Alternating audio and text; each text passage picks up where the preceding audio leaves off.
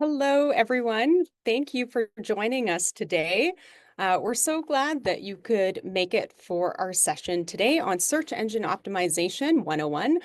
This is the basics to help you rank higher in search.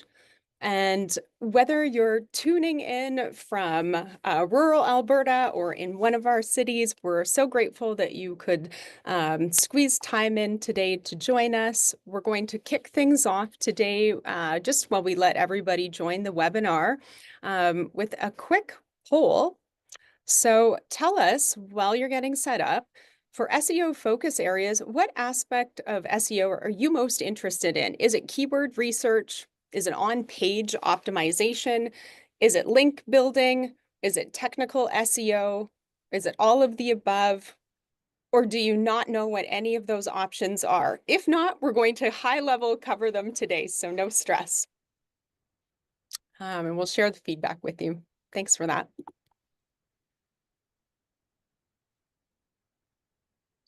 I'd like to start us with land acknowledgement today. So BusinessLink acknowledges and respects that we are on traditional land, meeting grounds, territories, gathering places, and traveling routes of Treaty 4, 6, 7, 8, and 10, and the home to many First Nations, Métis, and Inuit people. In the spirit of reconciliation, we acknowledge the lands of those who have come before us, reside here now, and in the future. So some housekeeping notes for today's webinar. Down in the bottom of the screen, you'll see that there's a Q&A button, and this is your opportunity to ask us questions as we go. We really encourage you to ask questions if there's something that you don't know about, share information about a specific situation, and we'll do the best we can to address them throughout the webinar, and we may save your questions to the end as well. And then this session today is being recorded, so you'll be able to see on our YouTube channel following the webinar all the slides and hear our speaker as well. And we also have captions available, so you can turn those on in the Zoom using the CC button. And then just a housekeeping note that the chat mechanism, we can see as the hosts your comments. And if there's any comments or things that you want us to be aware of in the webinar, you can certainly use that to tell us a little bit about yourselves or comments throughout. So with that being said, I want to welcome you to Search Engine Optimization 101, the basics to help you rank higher. In this session, you're going to learn about SEO essentials like keywords, content tips, and how to get your site ranking higher in search engines. My name is Amy Thompson. I am the Director of Marketing at BusinessLink. If you're not familiar with BusinessLink, we are a nonprofit government-funded organization that offers free business advice, market research, digital marketing programs. All of our services are free. We offer market research as well. So visit our website, businesslink.ca, to learn more. And our speaker today, I would like to introduce Megan Jobson. She's with 910 Inc., and 910 is a dedicated team of lifelong learners on a mission to help Alberta's small businesses and entrepreneurs develop their brands. They help establish online presence, become self-sufficient in activating digital marketing strategies, and learn, grow, and develop through their brand, web, print, and training services. So check out their website, visit 910.ca for more. And without further ado, I'd like to turn it over to Megan. Thank you so much, Amy. I am going to quickly share my screen now as well.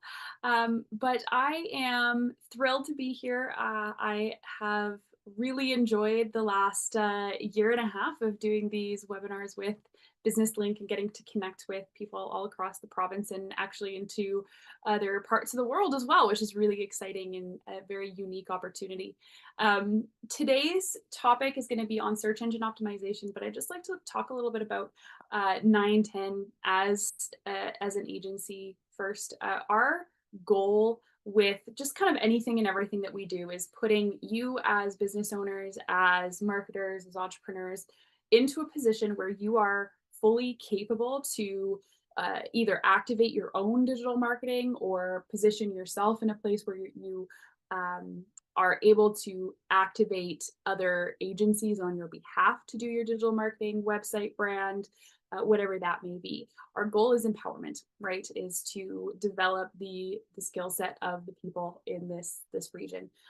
This is our team. We are a pretty small, lean, mean team. We work really closely together, as well as with a network of contractors across the province as well. So we have a lot of respect and love for the other people in our industry that do very similar things, like Business Link, and this is why we're doing these webinars. So if you're interested in learning more, here's our website, 910.ca, and you mentioned that already, and we are also on social media as well. So this is our team, and this is kind of how we move through our creative process. So you'll notice here we start with our brand. That's fundamentally kind of where we put our basis. And if you've attended any of our webinars in the past or will in the future, you will hear us talk about brand as a foundation a lot. It's such a important part of how we position ourselves, of how we understand who we are within the market, that's always the place that we start. And then we kind of filter our way through establishing ourselves through design and web and print. Marketing is not all digital. It's a very, very digital heavy industry, especially with the world that we live in today. But there are definitely still a lot of physical print needs for businesses to market themselves effectively. So all the way through to training, which is kind of what we're doing here today, is imparting knowledge so that you have the skill set, the confidence to go and manage all of this in the future as well.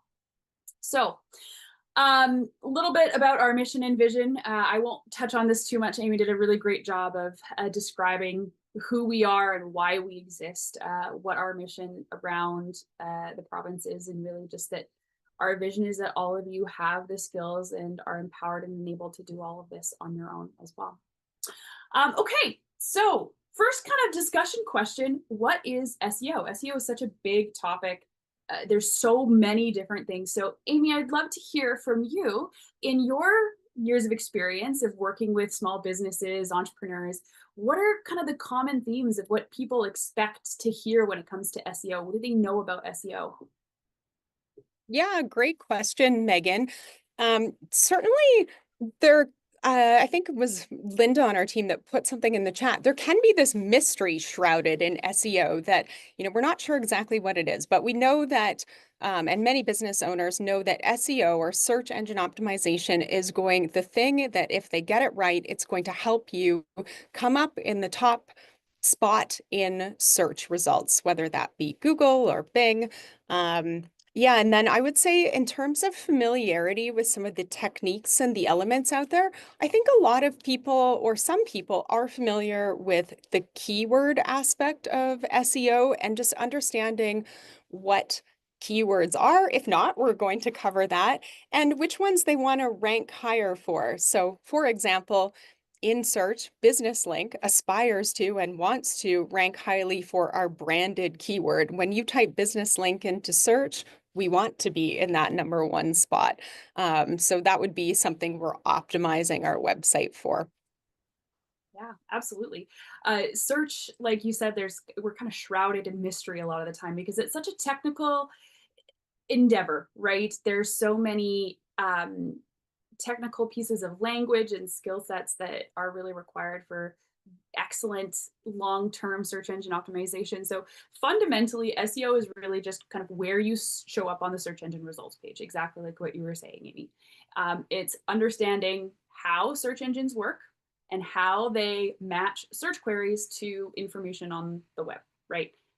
The user to the end information, right? That's kind of fundamentally how it works. But that's really split into a lot of different areas. So when we're looking at the search engine results page, it's kind of split up into a few different areas. So we have, and of course this is based on search terms, so what people are putting into the search bar. So here we have a location search term, meaning that I am looking for a bakery in Edmonton, Alberta, right? I have a location here. So the first thing that's going to show up is our map, right? We're going to have the Google My Business listings on the Google map here, and it gives me all these little dots for the different bakeries that are in Edmonton, right?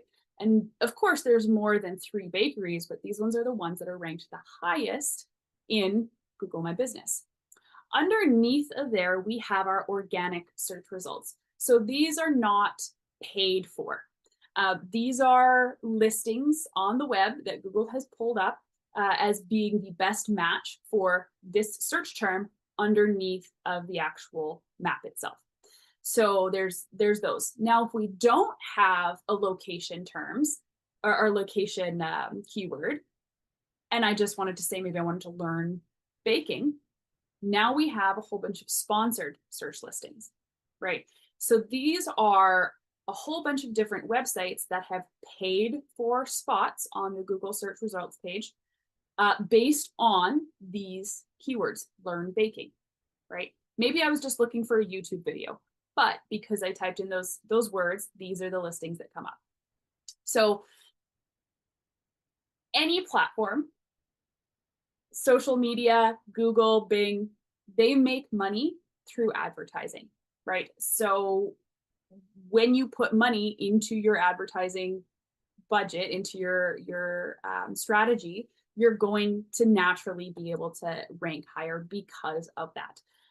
Organically, on the other side, I'm just gonna go back a little bit here. We're really keying into, okay, how do I land here and here, right? We're on a budget. These are the places that we want to show up high. Okay. When we think about what this is broken down into, there's kind of two categories of SEO. There's on-site SEO, which is the things that happen on your website. And then there's off-site SEO, the things that are happening outside of, what you can control. So on-site SEO are going to be things like your headlines, your keywords, all of those extras, your meta description, your alt text, the user experience, how the website was built, how it feels to navigate through that. Is there ease of navigation? Is it slow loading? Those kinds of things. And then there's the technical SEO. Is it an up-to-date, newer site that is secure? That is hugely technical and very much impacts your SEO. Is it mobile optimized? That's a really big one right now as well. Is the content well written? Does it have good SEO optimized content? That's all part of your on-site, the things that you can do actually embedded into your website. The off-site are things like your social media. What's interesting about social media is that it's not technically directly related to SEO, but there is a significant correlation. So if you were to go and say, I have a really great social media presence, so automatically my website is going to rank really high, that's not how that works. The way that search engines and social media platforms kind of talk to each other is through something called positive social signals. So if you have good traffic from your social media page to your website, or if you're getting really good brand mentions on your social media, you're getting tagged a lot, you're getting good engagement, people are sharing your content, those are all considered positive social signals, and that relates back to SEO. So it's kind of an indirect little circle loop that points back to your website, but it does have an impact that way. There's also something in your analytics that you can look at when you're looking at your traffic sources called social traffic. And that is where your website will count all of that traffic and help, again, in your ultimate goal of search engine optimization. Directory listings. So I talked about Google My Business. Google My Business is an example of a directory, right? It lists out all the different places on a map. There's other directory listings, Yellow Pages, Yahoo, Yelp, all of those have directories built into their platforms as well. So directory listings are a really great way to build up your brand mentions and traffic from other places on the web. Backlinks, or you'll also maybe hear the term citations, is where your website is linked on somebody else's website. So this is kind of like a mutually beneficial agreement where you should have other people's websites listed on yours, and other people should have your website listed on theirs. So it's kind of this, I'll scratch my back, you scratch yours, or you scratch my back, I'll scratch yours kind of thing, where they want to build these good relationships. So if you have there's 1.5 million out there. If you Google like SEO analyzer, you can pop your website in and it'll kind of give you a breakdown. But very often what you'll see is you need more backlinks. And so that means that you need to add more links onto your website, and you need to get your website onto more places. And that can happen through directory listings, your local chamber directory as well. That's a really great resource. Doing guest blog posts, those kinds of things where you get linked there. A lot of realtors or contractors will have recommended, or people that we work with, or resources for people like that.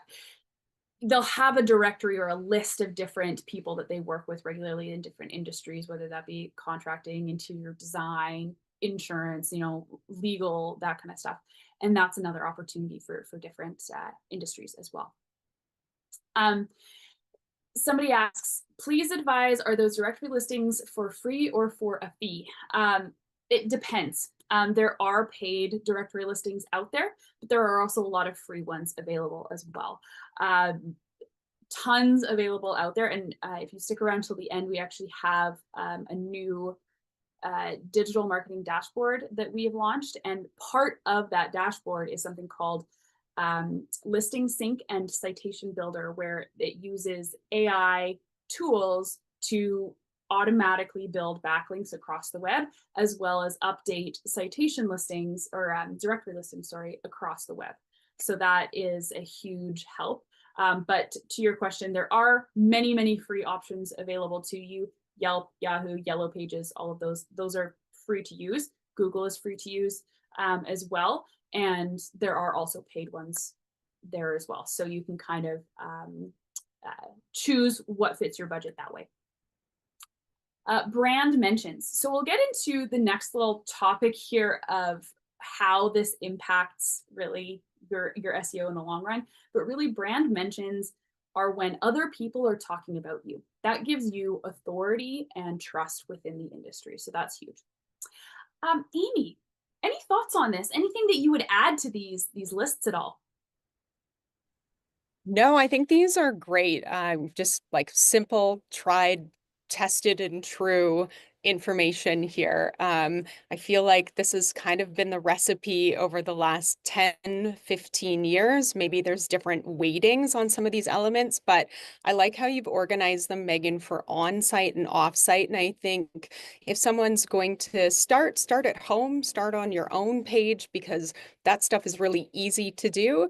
And then, yeah, after you feel like your house is in order and you've got all these elements from headlines or meta descriptions, alt text, your UX, your technical SEO wrapped up, then start to branch out and look at the things that you can do externally, that social media piece, partnerships. And I've really loved the time you spent talking about directory listings, like even just thinking about associations, like if you're in construction, what's your, the Alberta Construction Association or Calgary Construction Association, where you can get your website listed on some of these community or industry associations, I think can be really helpful. So yeah, thanks. Question here as well, would Google reviews fall under brand mentions? Technically, no, they would not fall under brand mentions. Google reviews kind of play an interesting role in how you show up in the actual rankings. So if we go back a little bit here, we can see that reviews kind of sort of play a role in our listings. So this Duchess Bake Shop has 2.7 thousand reviews. So it's showing up really, really high, even though technically it has a lower score than the Hazel Dean Bakery. But there's so many more reviews. This is where the Google reviews will make an impact, not necessarily in the organic side of things, because it's not technically a brand mention. It's really more engaging with your Google My Business listing. So this is where it's going to make the most impact. So, all right, let's jump ahead to the EAT framework. So this framework is basically the formula, and there's a lot of other technical math and computer science things that go into the algorithm. But this is kind of foundationally how search engines analyze and rank the material that's on your website. So they match the keyword searches that people are looking for to the material on your website based on this framework. So one is experience. Experience is kind of twofold. The experience that you have as the provider, the person who's providing the information, how much hands-on experience do you have? And then also the experience of the user going through the website itself, right? So the user experience. For the provider, experience is really important to outline because let's say, we have a 20-year veteran within the health industry. They're going to have more weight because of their experience than a very recent graduate, right? Even though technically they might have the same expertise, they might have the same degree, the same certification, they've read the same books, but one has substantially more hands-on experience. So their information is weighted heavier than the other. So it's important to list those little things of, we've been in this industry for 20 years, or we have a combined experience across the team of however many years, because that gives you more authority and weight, right? The expertise is really important because it shows you that you have the technical skills and the technical knowledge that's really important to establishing your authority and trust. So this third one, the authority, this is how people are talking about you, right? This is how important the information is that you're sharing. Vogue has a lot more authority in the industry than a fashion blogger, an indie fashion blogger, right? Because they have so much experience and expertise, and they've built a name for themselves. They have significantly higher brand mentions. So when we're talking about some of the off-site SEO things that play into SEO, it's the brand mentions that leads to our authority and how much weight we have in the industry. All of these combine together to trustworthiness, right? So how much can the information that we are sharing be trusted, right? This has become a really big conversation in the last 5 years of, is the information that's being shared true, and how do we actually check that? How do we as consumers trust what's being shared with us, right? So this plays a huge part in how search engines provide information to you, the consumer. So a couple of questions here in the Q&A. In the meta description, does the order of the keywords make a difference? No, it doesn't, not really. The important thing is that it's both readable for human beings and it's readable for search engines, for the robots, right? So it's important that it makes sense to you as a person reading it. So that's more the important thing than the order of the keywords. So I hope that helps there. How does the experience and expertise relate to an e-commerce site? So that would be how you describe the products, or how you introduce yourself on the e-commerce site, how you write the introduction to the page. You may not be able to put your expertise or your experience right into the product name or description, but you should have a spot on your website that talks about you or gives an introduction to the page or why you're selling these products. So those kinds of things would be where you would add in your experience and expertise. And do customer testimonials play a factor in trust? Absolutely, they do. Most people will go to the reviews and the testimonials to see what people are saying about the business. Your best ambassador is a happy customer because they're the ones that are going to share their experience. So yes, absolutely, it does have an impact in trust. And again, very, very heavily weighted on the Google My Business side. So looking at your Google My Business listing there. All right. The next framework that I want to talk about, let's go back, getting ahead of myself here.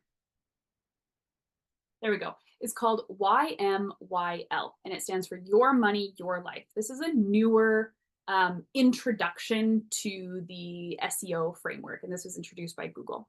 So the idea behind this is a focus on harm reduction. So again, looking at the focus on, can we trust this information, or how important is this information to share? So it weighs the impact of either having this information or not having this information, right? So the considerations are, health, physical safety, financial stability, happiness, general quality of life, contentedness. So if we think about it like evacuation routes during wildfire season, that's hugely, hugely important to have access to that information. So that information is going to be prioritized and weighted more heavily. Um, Websites that are talking about using really terrible language to describe minority groups or racist terminology, things like that, that can be potentially harmful to have access to that information. So that information is going to be suppressed a little bit further because it's potentially dangerous. So that's how YMYL frames this as, is this information important to have or not have, right? Something that would be considered maybe not important on either side is a local news report on the high school band performance, right? That's not particularly important. It's a great little piece of community building information. It's great for that little community, but it's not tied to any of these considerations. So when we think about embedding this into our website content, we want to think about how can we position this so that what I'm writing about falls under one of these topics. An example would be I worked with a lady who ran a wig shop. And one of the things that we were talking about is, well, how do we look at wigs as something that would fall under one of these topics? Well, people who are suffering from chemotherapy and have lost their hair and their kind of self-identity, or people who are struggling with alopecia or other health conditions, right? So these elements we can write about on our website to show how our products and our services fall under some of these things, rather than just talking about 3 ways to care for your wig, right? So that is how we can kind of position ourselves where maybe we wouldn't necessarily be a topic that would fall into these, to give ourselves a little bit more weight. A couple more great questions here. Do these search factors apply internationally? So yes, search engines are international organizations. They focus on a global scale. So all of these factors would apply globally. And of course, if we're thinking about geographical location, it's important to think about your audience. Okay, are you trying to reach people on an international scale? Then we need to start introducing some of those keywords into our website. So how your services can apply to somebody in the States or over in Europe or something like that, right? So really focusing on some of those keywords as well. And then how is expertise determined in SEO? Many companies and service providers self-identify as experts, but may not have the education or authority to identify as such in the industry. That is such a great question. So you'll often see, and safety certifications is such a great example of this. So you'll often see on different service providers, whether it be environmental services, engineering services, construction, whatever, they have a set list of certifications that they lay out at the bottom of their homepage. COR, ISN, there's a bunch of other ones out there that I can't think of off the top of my head, but very commonly well recognized and well respected within the industry.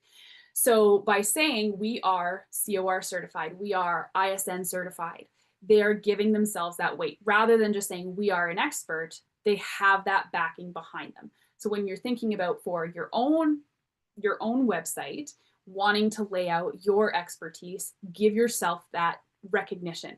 I am a certified digital marketing professional, certified from the Digital Marketing Institute. I earned my Bachelor of Arts from the University of Alberta, right? Those kinds of things. That terminology is really important to showcasing your expertise. All right. Okay.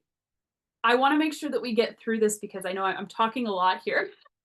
But I wanted to touch on Google My Business because it's such an easy way to give yourself a leg up very quickly. SEO is a long process. It is an ongoing process. It is not something that you can do one and be done. But Google My Business is something that can help you give a leg up right away. So Google My Business, you can claim your profile if you haven't already. Google very often will create profiles based on search terms. So if a lot of people are searching for a business, they will automatically create a profile for you. So you don't necessarily have to go through and actually create one yourself. But check that out. Do a quick little Google search of your business name and see. If it's not there, then you'll have to create one. But claiming your profile gives you the ability to customize it, right? And add in keywords and services and hours and customize that way. So it's really important to be able to claim that so you have control over it. A couple of years ago, I was going through 910's Google My Business profile, and I noticed because it's public, the public has access to be able to recommend suggestions. I was just going through and doing a quick little audit, and somebody had listed 910 as a party supply store, which is absolutely not accurate, right? And of course, that's not going to show up unless I approve it as the person who's managing the profile. But it was such an interesting little example of why it's important to claim that, because I actually have control over that, and I'm able to say, well, no, we're not. We don't want to show up under your party supply store searches. We're specifically for web, brand, digital marketing, that side of things. Keeping your platform up to date is really important. Like I mentioned before, any platform, any search engine, Google is what we're talking about right now. They make money by people using it by advertising, right? And things like that. By engaging with their in-house platform, right? Because this is the platform that they've built. They've spent a lot of money through research and development to be able to make it what it is. By actively using the platform, updating your hours, making updates on the post section. You can actually make posts on Google My Business, answering questions in the Q&A. All of those things help you rank higher because you are actively showing that you are engaged with the platform itself, and they're going to reward you for that. So that's a really, really helpful area to be keyed into. It doesn't take a lot of time. It's an ongoing thing, but it's not a huge commitment, and it does really make a big difference. And then filling out every section. I don't know how many times I've spoken with people who, well, I claimed my business, but it's still not showing up. Okay, well, did you go through and fill out your description? Did you go through and update your hours? Did you go through and update all of your services? Well, no. That's why you're still not showing up, is because you have to go through and actually complete all of the steps. So it's really important that you go through that consistently and update things regularly. If you introduce a new service offering, add that to your service list. If you have an e-commerce store, add your products to that list as well. Okay, a few more questions here. So Google is rejecting me adding my website to my profile. It only allowed to start indexing yesterday. Would that be the reason? Yes. So your website does need time to index. Basically, that means Google needs time to categorize what's on your website and basically read what is there and categorize that information. So typically it takes about 1.5 weeks for Google to be able to do that. I would definitely check back in another couple of weeks and see if you're able to add your website to your profile then. Does Google My Business apply to global markets? Yes. Yeah, absolutely. So same as before, where we're talking about it being a global platform, it's the same for this. If you cannot find your business category, go to the one that is most closely related. So if you are a boutique retailer, click retail. If you are, specific, you'd only do wedding hair. You don't want to do regular hair, but you only do wedding hair. The closest would probably be, hairstylist. So unfortunately, it is not 100% perfect. We can't be 100% customized because it's not technically our platform, right? So we do have to fit within those parameters as well. For Google My Business, if you are an online business, what should you add for your hours? You can customize your hours to be 24 hours a day. I would recommend adding in business hours so that people aren't expecting you to respond to them outside of those business hours. That just kind of sets expectations for your audience more than anything else, and it helps kind of build boundaries in your space as well. If there is only, or if there's only online business service base, specific Google location is not preferred to limit to the client base. Can you still use Google My Business? Yes, you can. You would just have to select yourself as a service area business and not a location business. That's actually recently changed in the last 5 years. They used to require a physical location, but they don't anymore. So that's really good. I have worked with people who are a service area business, and that it works quite well for them. How do you create a Google My Business profile if you don't have a physical address and don't want to show your home address? So when you are creating your profile, it will ask for an address. This doesn't mean that it will show that on Google. So you have to put in your mailing address where you would get mail to so that you can verify you exist as a person. But that's not necessarily the thing that's going to show up on Google. Another question, Ujay, if you are able to send me an email, because it sounds like we're looking at having a little bit more of an in-depth conversation. So we'll chat a little bit after. I'll pop my contact information at the end of today's session. So shoot me an email and we'll chat more about that. All right. Okay, keywords and search terms. So Amy, you talked a little bit about kind of being the old school in the last, 5-10 years, working a lot with kind of the keywords and stuff. What have you learned being, what's one of the most important things about using keywords and search terms and how to identify those? Yeah, well, I think you have to be honest. And Megan, we were chatting a little bit about this, topic before we started today. There's a term that we want to avoid. It's called keyword stuffing in SEO, and we don't want to be seen as doing that. So when we're thinking about the keywords that we want to put on our website, they need to be honestly the things that our business does. So listing out our services. At Business Link, for instance, we have our digital marketing program. There's certain things that we cover under that, social media marketing, website marketing. We wouldn't want to be putting a whole bunch of other terms or services that we don't cover, or stuffing unrelated keywords onto the page to try to get ourselves to rank for something that isn't really relevant to what the key services are that we offer. So that's something that I feel like, yeah, I've learned and take forward as a best practice. And in terms of like researching these, we've used tools like the Google, I can't remember, Megan, what's the name of it? The Google keyword tool. They have a tool. Google Trends is what it's called. And then Okay. Oh, yes. And Google Trends.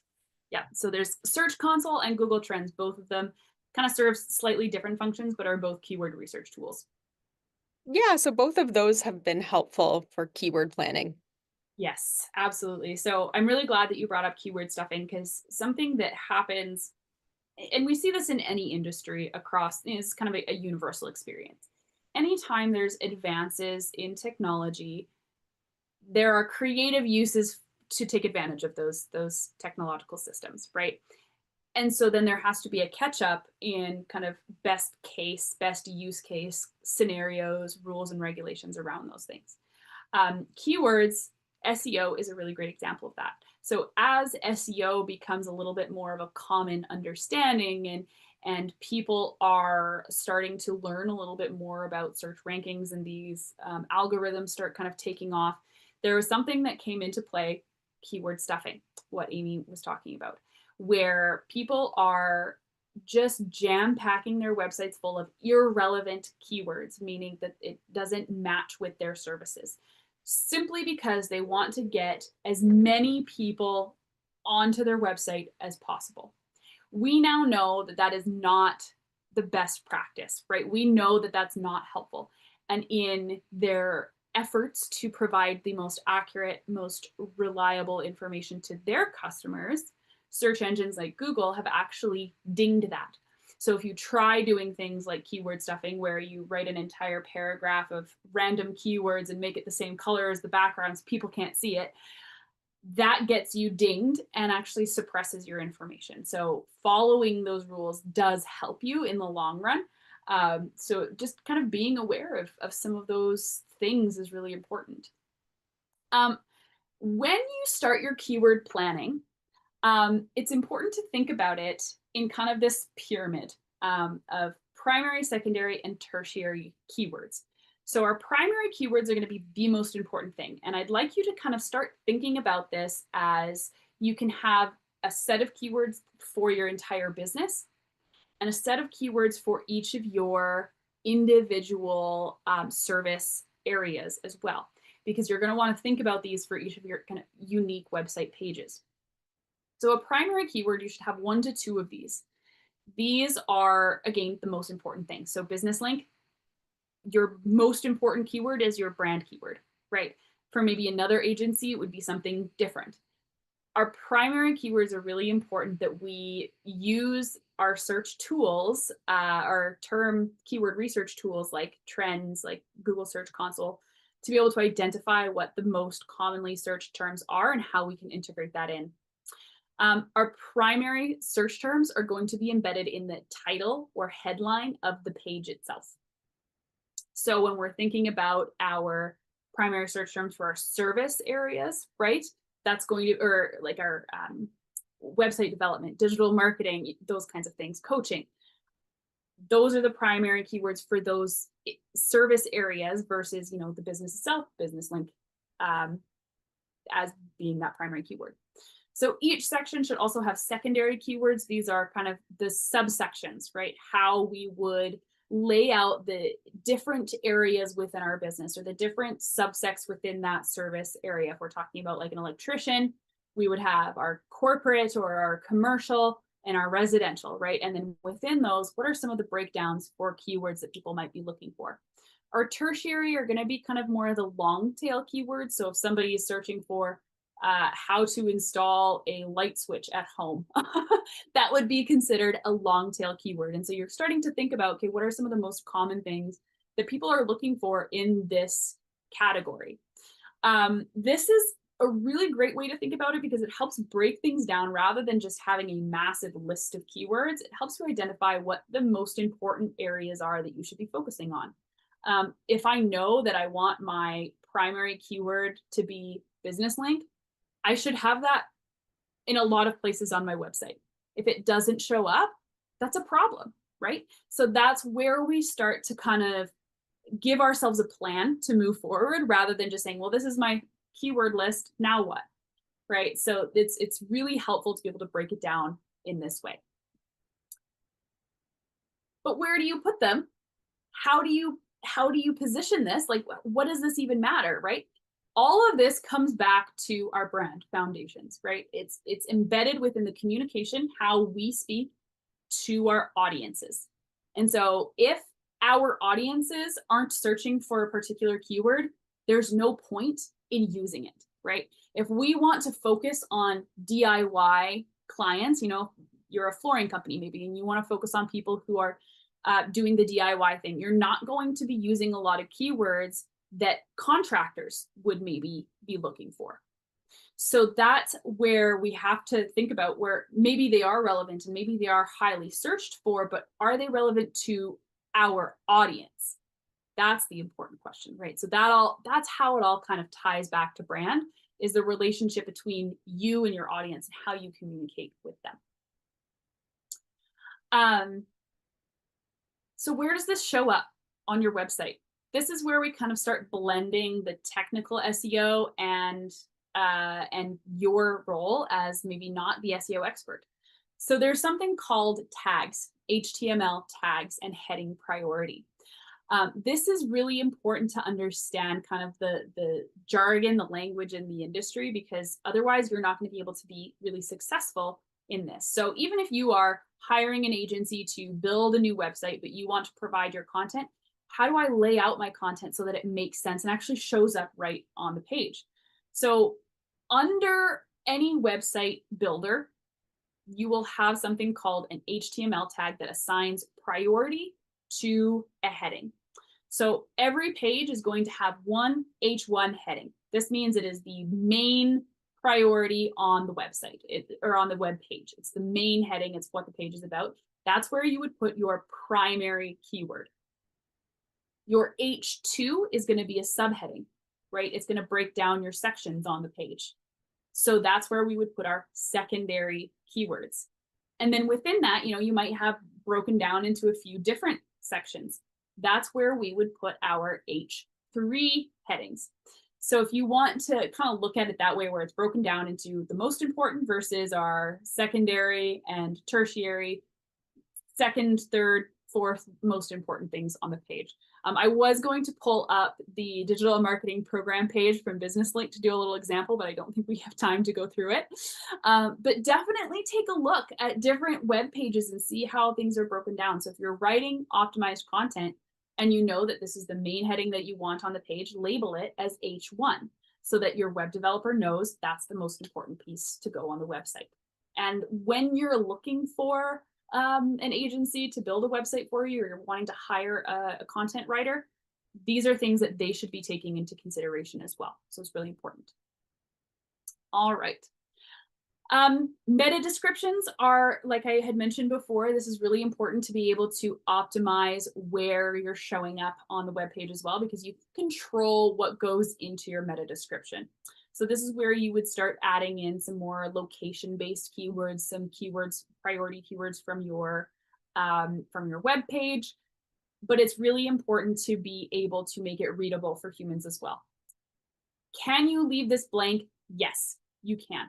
If you leave it blank, search engines will just pull something from the page, and you're going to end up with something like this, where it looks like, according to this, the diet for a cockatiel is pregnant women, children under the age of 5, and senior citizens. That's not what is actually on the page, but because they didn't go through the time to write it out themselves and actually add in those keywords, this is what showed up, right? So this is just it's a fun little example of why it's best practice to add those in yourself. Otherwise, it might look a little funny. And you'll start to notice that as well when you're going through your own searches and trying to find information for yourself, what websites, what web pages have actually added in a meta description for themselves. Alt text is a description for an image, right? So there's kind of two reasons why we would use alt text. It's alternative text. It showed up originally as an accessibility tool. So it is how people who are visually impaired, who have sight reader, this is what gets read out to them as a description for the image. It's also for Google, other search engines, to be able to understand what's in the image itself, because we know robots aren't very good at identifying images, right? They need a little help with text. And so this is how we add that in there. We, again, keep it relevant. You want to actually describe what's in the image, but we can add in some keywords. 910's email marketing funnel breakdown, right? It's a descriptive of what the graphic was, but it has our brand keyword in there, 910, and a keyword for email marketing, right? Because people looking for how to email market. So that's how we can use the keyword functions effectively and keep it relevant to the function itself. All right. User experience. So this is when somebody is going through your website, how user experience impacts the SEO. These are all things that Google and other search engines look at in order to determine whether or not it's a good experience. One is site security and age. This is really important. Websites typically only have a shelf life of about 5 to 7 years because of how fast technology is evolving.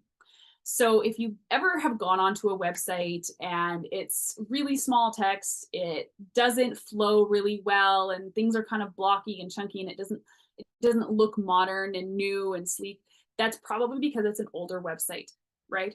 And so those sites are typically not held very highly in Google because they are older and typically don't run very well.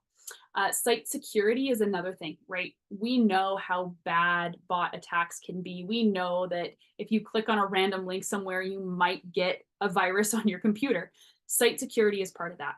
Is your site protected from those things so that you're not exposing other consumers to that? Optimized load time is part of that. How fast does the site load? Your image size, videos, those kinds of things are all part of that. Making sure your content is easily scannable. So those are where your headings would come into play, right? Can you easily skim through the page and read just the quick headings and find the one that you need and read through that content? Keeping in mind, most people are reading on their phones, are on their mobile devices. And so a chunk of text that might be 1 or 2 lines on a desktop is probably, a paragraph chunk on somebody's phone. So being able to read things quickly and easily require really short paragraphs so that it's easier to read. For mobile optimization is huge. And then there's also micro interactions. So the little things that happen on a website, little animations, and when you scroll through and a photo pops out at you or something like that, those are called micro interactions. And it does make an impact on how people engage with your website, and it has an impact on SEO. All right. So just a little recap, our off-page SEO is our social media. So how those positive social signals, how people are interacting with us on social media, backlinks, citations, those kinds of things, making sure you show up on other people's websites as well.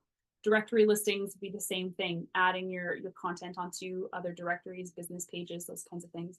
And then brand mentions, how much are people talking about you and referring back to your website. So, all right, some key takeaways. Keywords are part of your brand. So it's important for your communication. Your local SEO and Google My Business are highly effective and one of the easiest ways to get a boost on your SEO. SEO will always be an ongoing process and require active management. It's not a one and done thing. And then keep in mind your on and offsite SEO tools. So we have just a few minutes left here before we get into kind of like the end little bit here. Amy, I know you and I had talked a little bit about some questions from the beginning here. Would you like to jump in and ask a couple of questions? Yeah, definitely. And maybe before I do, I see in the Q&A, there's a couple questions. Some are really specific to people's businesses. So for those, I think maybe we do skip over or do a follow-up, have them contact you, Megan. However, there is one that I think we could answer. One of them was from NEPA, and it was about improving load time on websites, which is a factor for good SEO. So do you want to just talk really quickly about what we can do to improve that? Yes, absolutely. So load times are impacted by a few different things. So we can look at the actual space that the material on your website takes up. So if you have really high resolution photos, if you're a professional photographer, videos that are actually embedded onto the website itself and not, pulled from YouTube or something like that. How many documents you have on your website, how many pages you have on your website, all of those things take up a huge portion of the space on your site and impact your load time. I'm just going to jump back to the key takeaways page while we talk about these things. The other thing that takes up space is the caching of your website. So this is something that you would want to talk to an IT company or your web developer agency to be able to install something called a caching system, so that your kind of memory gets cleared out every 7 days or something like that, so you don't have a whole bunch of irrelevant website backups just kind of sitting there on the back end and taking up space. So that's really what that would do. The other thing is something called bot attacks. So this is why site security is so important, is if you have a lot of bots coming on and attacking your website or attacking your server, those things do slow down the website. So it's really important to have a secure website for those reasons. Yeah, great tips. Thanks for that, Megan. Actually, another one from NEPA that was relevant on the H1, H2, H3 tags. And the question is just, does each page of the website have those categories? Yes, every single page, every blog post, every module, every page will have the ability to categorize your headings that way. So yes, every single page should have those categories. Absolutely. Okay, thanks. And then one more that may be relevant to our audience here is question from Robin about comparing custom built websites. And I'm going to throw in that maybe that's WordPress or Webflow versus hosted websites like Squarespace or Wix. Yeah, I know from some past experience, there are differences a little bit in what you can do for SEO in those sites. What's your take? Um, it really depends on budget, to be honest with you. If you have a really super limited budget, using something like Wix or Squarespace, where you have a little bit more limited function, but it is significantly Yeah. cheaper. You can build Yeah. really beautiful websites based on the templates that they offer, but it's not really highly customizable. So you're not going to get necessarily the functions that you want out of it. If you were to hire an agency and they would build something on WordPress, WordPress is the leading website builder that most agencies will use right now. You will have significantly more customization. You'll have the ability to really dig deep into a lot of your keywords and the actual setup of the website and fundamentally how that impacts your SEO. So a lot of that technical SEO, those would be better left to those more complex. But again, it comes with a cost, right? So it really depends on Yeah. your budget. That being said, again, websites have a shorter lifespan. So if you know that you want to work up to that, start a little bit smaller for right now. And then once you have a little bit of a bigger budget to be able to invest in a more comprehensive website, it will last longer and it will provide you with better results ultimately. But again, it really depends on your budget. Yeah. Great points. Thanks for that, Megan. One question that um, I've had myself and I've heard from other people, these are great tips about SEO. Let's say that we are checking some of them off. We know how to do our H1, H2 tags. We've got keywords mastered. We've set up successfully our Google business profile. Like, how long does it take for these results to show up? How long does it take for us to move up, in Google rankings or search rankings? That is such a great question. Very often, what you'll see is if you haven't done anything at all, you might see a little bit of a jump fairly quickly, right? You might, if you claim your Google My Business listing and you do a whole bunch of work on there, you might see a little bit of a jump, but then you might plateau a little bit. Very typically, it can take months to a year to see any really like meaningful results from SEO. It is a long-term commitment. Like I had in here, it is an ongoing active management thing, right? You have to consistently, anytime you update the pictures on your website, add in your alt text. Anytime you add a new service, you're going to want to add a new page with new meta description. You want to consistently update the keywords on your website to reflect what your audience is searching for. So it is very much it is a hands-on process. And it can be really overwhelming, especially for small businesses who, you maybe have one person managing your entire marketing, or maybe you're a solopreneur and you wear all of the hats, right? How on earth are you supposed to manage that? It's by kind of taking it in chunks because it is such an ongoing process. This month, I'm going to optimize 2 pages. Next month, I'm going to optimize 2 more. And then by the end of the year, I'll have optimized my whole site and I can look back and see, okay, I've made this much progress and now I can start over again, right? So it's kind of just trying to take it small bites at a time because yeah, it's a lot. It's a lot. Yeah. Yeah. Okay. Well, thanks for that. One other question that's come up is like, we'll try and do these things on our own, but let's say we've got a website that's a little bit big, or we're just so focused on the day-to-day operations piece of our business, we just don't have time to ensure and go through the best practices for SEO. If we're going to hire an external agency or somebody to come and help us, what are some of the things that you might want to look for in that contractor or agency that's going to support you? Absolutely. One of the biggest red flags is somebody who is promising you quick results, quick exorbitant results. I'll say that. So if somebody is saying, "Well, I can promise you're going to improve your SEO by 200% within the first month," that is not trustworthy. I'm going to be completely honest.